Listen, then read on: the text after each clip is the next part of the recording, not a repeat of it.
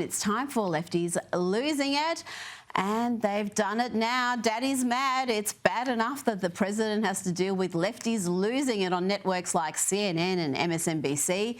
Networks pumping out lies, hysteria and hate 24/7, but the Commander-in-Chief was also fed up with an ally and a foe failing to live up to a peace deal. And they all copped it, starting with the lefty media outlets. You know what they're doing? They're really hurting great pilots that put their lives in the line.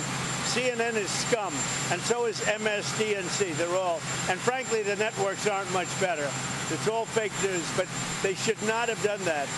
Those pilots hit their targets. Those targets were obliterated, and the pilots should be given credit. They're not after the pilots, they're after me. They want to try and demean. I think CNN ought to apologize to the pilots of the B-2s. I think that MSDNC ought to apologize. I think these guys really, these networks and these cable networks are real losers. You really are. You're real losers. You're real losers. Yes, you are. CNN and MSNBC, or was he calling them MSNDC?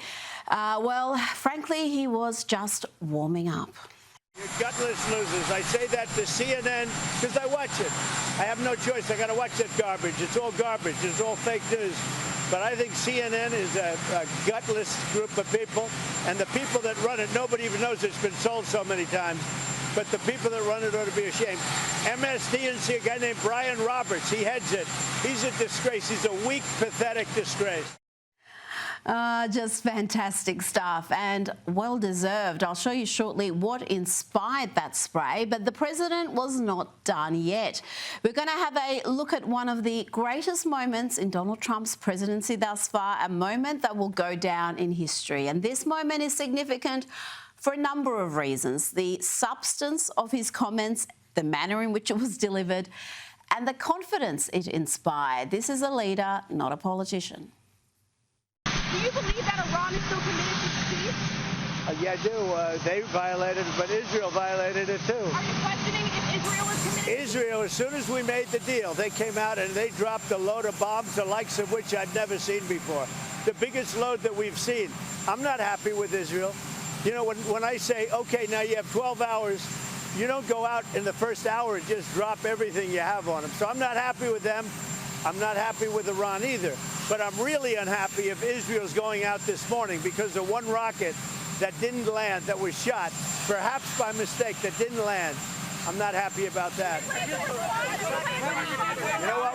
We basically have two countries that have been fighting so long and so hard that they don't know what the they're doing. Do you understand that? Do you have to respond to Iran? Outstanding, outstanding. And that sent a message. There was no forceful retaliation by Israel and none further by Iran for now. And folks from both sides of the political divide appreciated the honesty, the transparency of the moment. But not this blowhard. Let's hear from possibly the dumbest man on British radio, James O'Brien. The aftermath of an attack upon nuclear facilities. And did my ears deceive me? I think what's clear is that Donald Trump doesn't know what the bleep is going on, right? Can we agree on that?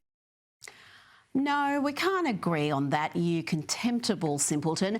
Just like we don't agree on this defamatory set of lies about the president. Perhaps he will sue LBC like he did ABC. That cost ABC a pretty penny. Yes, it did. How much might this little rant cost James O'Brien's employer? But as it is, it's the self-confessed sex offender who you're cheering for his attitude towards transgender women. It's a self-confessed sex offender, the guy who boasts about grabbing women by their genitals. Did he say he grabbed them without their consent? Pretty sure he didn't say that, James. But let's get back to what had the president ropeable in the past 24 hours. And he was reporting like this. Here is CNN reporting as gospel info leaked to them by some desperate, hacked and anonymous low-level loser from the deep state, if I may quote the press secretary there. Essentially looking at the images and looking at what was actually damaged, the Defense Intelligence Agency has assessed that the core components of Iran's nuclear program are largely intact, and that Iran's nuclear program has essentially only been set back by months. Sure, Jan, just months. Nuclear sites bombed to smithereens, just set back a few months. Here is how dishonest CNN can be, how their only objective is to damage Donald Trump.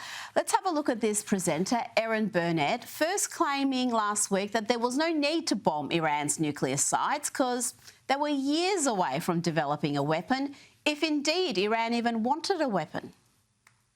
This timeline of Iran being a few weeks away from a nuclear bomb is in direct contradiction to CNN's reporting. According to U.S. intelligence assessments, Iran is 3 years away from being able to produce a nuclear weapon if they wanted to. So the facts on Iran getting a nuclear weapon do not bear out the claim at the heart of what has put the world on the verge of world war. World war, hyperbole much? Here is the same activist journalist less than a week later saying the American strikes only put back Iran's nuclear weapon ambitions by a matter of months. Only set back the Iranian nuclear program by months. We got to call it like it is. It's a big deal. Unbelievable.